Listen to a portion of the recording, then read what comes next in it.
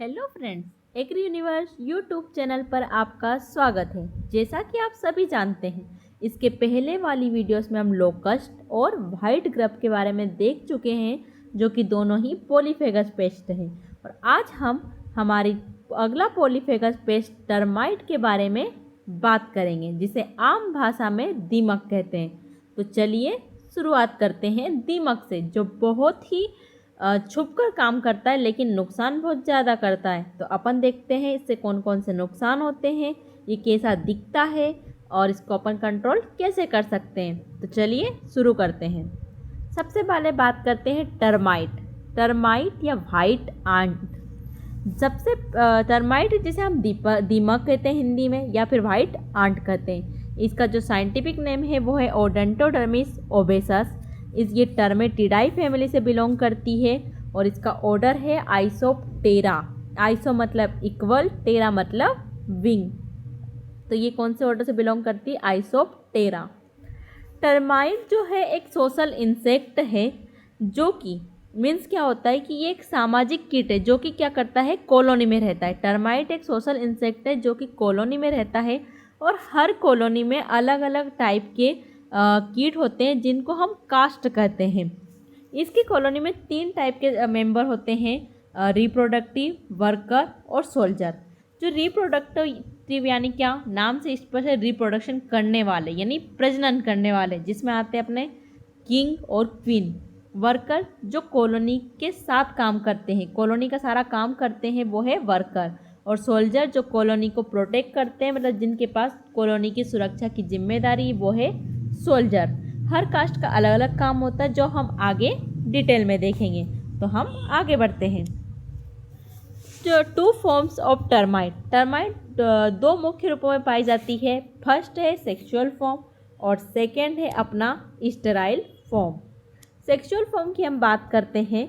Sexual form means breeding करने वाले, प्रजनन करने वाले कीट इसमें आते हैं। प्रिंस, किंग जिसे हम न्यूप्टियल किंग भी कहते हैं, और प्रिंसेस जिसे हम फ्लाइट क्वीन कहते हैं। जब मानसून की शुरुआत होती है, ऑनसेट ऑफ मानसून, तो ये क्या करते हैं, इनके पंखों के साथ ये क्या करते हैं, उड़ते हैं और जोड़ी बनाकर मेटिंग करती है। मेटिंग या तो एयर में करते हैं या ग्राउंड में करते हैं। उसके बाद क्या करते हैं, जो इनके विंग है उनको सेटेड ऑफ कर देते हैं, मतलब पंखों को गिरा देते हैं, और न्यू कॉलोनी बनाने के लिए सोइल के अंदर इंटर कर जाते हैं। न्यू कॉलोनी को स्टार्ट करने के लिए सोइल के अंदर इंटर कर जाते हैं।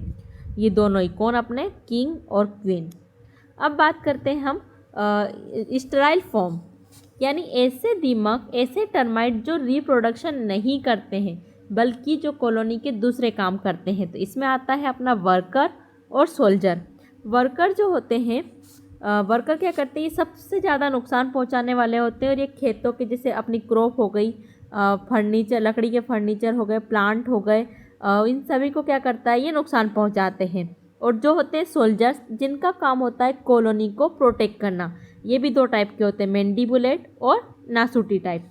जो मैंडिबुलेट होते हैं, इनके जो मैंडिबल्स होते हैं, जबड़े होते हैं, वो बड़े होते हैं। और जो सेकेंड टाइप के हैं, जिनके हेड पर एक नुकीली नली होती है जिससे केमिकल सीक्रेट होता है, और इनके जो मैंडिबल होते हैं, जो जबड़े होते हैं, वो छोटे होते हैं। तो ये हमारी टर्माइट में देखिए, ये worker, soldier, winged reproductive, queen और किंग। नेक्स्ट बात करते हैं हम क्वीन की। अब हम सभी को यहाँ से डिटेल में देख रहे हैं। तो सबसे पहले है हमारी क्वीन, जो कि कॉलोनी की सबसे खास मेंबर है। क्वीन यानी रानी दीमक। ये कॉलोनी की पूरी तरह से डेवलप्ड फीमेल होती है। इसकी जो लेंथ होती है वो होती है 5 to 7.5 सेंटीमीटर होती है। इसका काम होता है सिर्फ और सिर्फ अंडे देना, और ये इतनी तेज़ी से अंडे देती है कि ये पर सेकेंड एक अंडा देती है। मतलब पूरे दिन में लगभग 70,000 से 80,000 तक अंडे देती। इसी वजह से इसको एग लेइंग मशीन कहा जाता है। तो अगर अपने को ये पूछ ले कि एग लेइंग मशीन किसे कहा जाता है, तो वो कहा जाता है क्वीन को।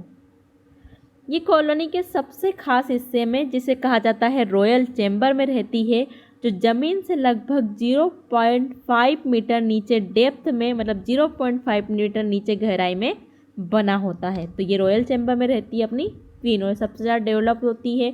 ये रिप्रोडक्शन का काम करती है और ये हर 1 सेकेंड में एक अंडा देती है। लगभग 70,000 से 80,000 अंडे पर 24 आवर्स में ये दे देती है, इसलिए इसे एग लेइंग मशीन कहा जाता है। ये थी अपनी क्वीन।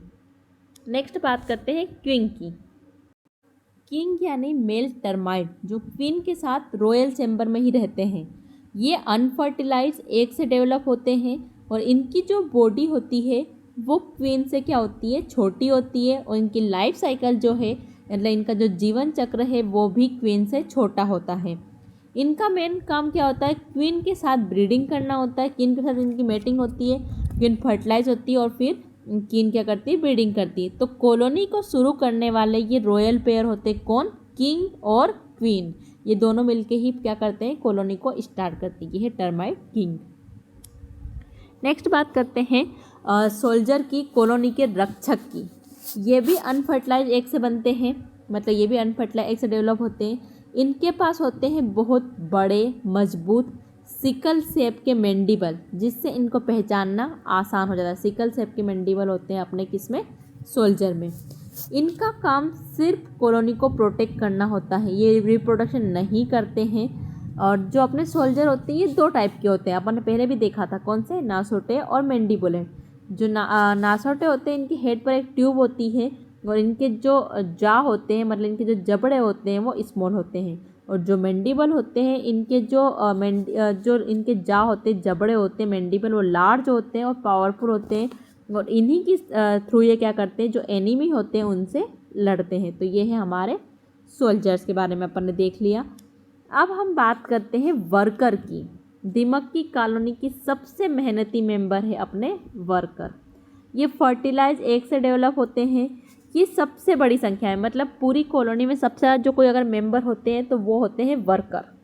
और लगभग सभी काम करते हैं सिर्फ रिप्रोडक्शन एंड प्रोटेक्शन को छोड़कर।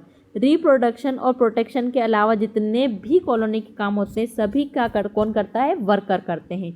इनका काम अपन देख लेते, जैसे खाने को ढूंढना, वुड लकड़ी को क्या करना, लकड़ी को चबाना, और क्वीन को खाना खिलाना। ये करते क्वीन को अच्छा और साफ़ सुथरा खाना खिलाते हैं। और सबसे नुकसान भी यही करते हैं। अपनी जो क्रॉप डैमेज होती है वो किसकी वजह से होती है, वर्कर की वजह से। और जो अपनी घर में लकड़ियाँ, फर्नीचर जो ख़राब हो जाते हैं, खोखले हो जाते हैं, वो भी वर्कर की वजह से ही होते हैं। तो क्वीन जो है वो क्या करती है, एग लेइंग मशीन है, वो अंडे देने का काम करती है। किंग अपना क्या करता है, ये मेटिंग करता है फीमेल के साथ और रिप्रोडक्शन में हेल्प करता है। सोल्जर क्या करते हैं, कॉलोनी को प्रोटेक्ट करने का काम करते हैं। और वर्कर कॉलोनी के सारे काम करता है रिप्रोडक्शन और प्रोटेक्शन को छोड़कर। अब है एडिशनल फॉर्म्स। टर्माइट की 2 एडिशनल फॉर्म भी होती है, कॉलोनाइजिंग इंडिविजुअल्स और कम्प्लीमेंट्री कास्ट। कॉलोनाइजिंग इंडिविजुअल्स की बात करें तो ये विंग वाले, male and female both sex wing वाले होते हैं, जो मानसून के टाइम पे बाहर निकलते हैं और नई कॉलोनी बनाते हैं। मानसून के टाइम पे क्या होता है, रेनिंग सीजन में क्या होता है, लार्ज नंबर में बाहर निकलते हैं और कॉलोनी बनाते हैं। और ये लाइट की तरफ अट्रैक्ट होते हैं एंड मेल्टिंग के बाद पंख गिरा देते हैं। नेक्स्ट अपना सेकेंड है कम्प्लीमेंट्री कास्ट। कॉम्प्लीमेंट्री कास्ट ये विंगलेस या फिर शॉर्ट विंग वाले होते हैं, दोनों सेक्स, मतलब मेल एंड फीमेल दोनों ही। जब कभी क्वीन या किंग की डेथ हो जाती है, मतलब क्या होता है, कभी अचानक से क्या हो गया, क्वीन या किंग की अगर डेथ हो गई अनटाइमली, तो क्या करते हैं, कॉलोनी के अंदर कुछ जो टर्माइट होते हैं सेक्सुअली मैच्योर हो जाते हैं और उनकी जगह ले लेते हैं, मतलब किंग या क्वीन की जगह ले लेते हैं। उन्हें बोलते हैं कम्प्लीमेंट्री कास्ट। नेक्स्ट हम देखते हैं लाइफ साइकिल ऑफ टर्माइट। अब टर्माइट के जीवन चक्र के बारे में हम देखेंगे। तो जो अपना टर्माइट है इसमें क्या होता है, अपनी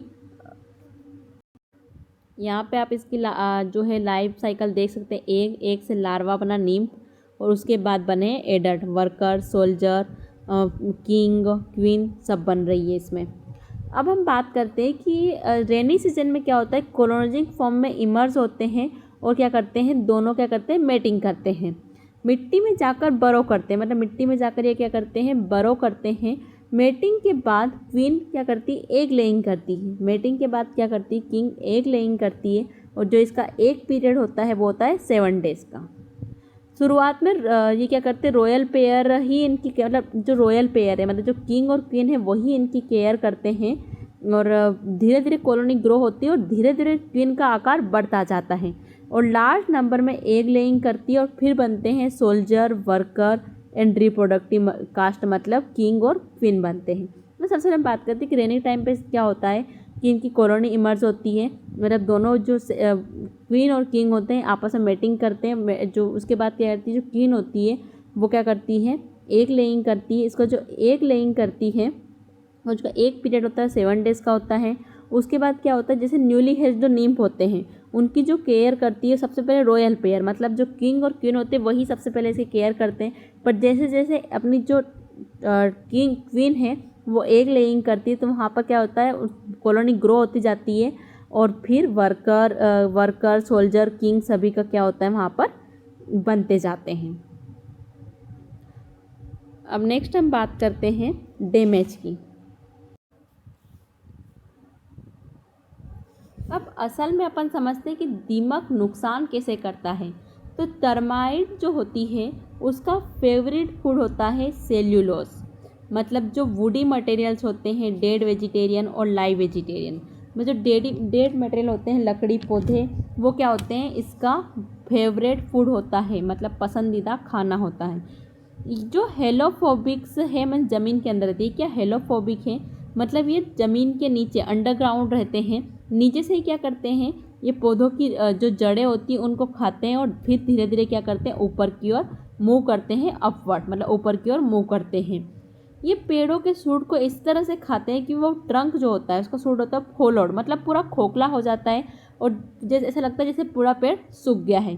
सीरियस डैमेज में क्या करता है, यंग प्लांट जो होते हैं वो क्या होते हैं, पूरी तरह से सूख जाते हैं। ये नर्सरी को भी डैमेज करते हैं, ग्राफ्टिंग वगैरह को डैमेज करते हैं ये।